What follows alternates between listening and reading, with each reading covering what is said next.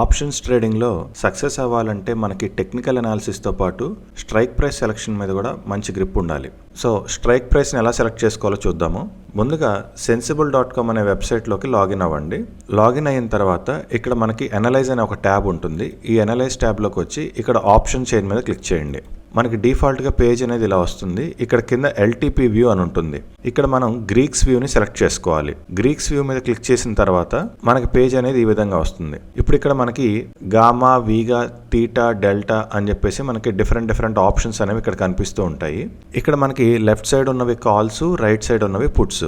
ఇక్కడ మనకి strike price చూసుకుంటే కరెంట్ స్ట్రైక్ ప్రైస్ ఏదైతే ఉందో ఆ నంబర్ అనేది మనకి బోల్డ్లో ఉంటుంది. ఈ నంబర్కి పైన ఉన్నవన్నీ కూడా ఇన్ ద మనీ.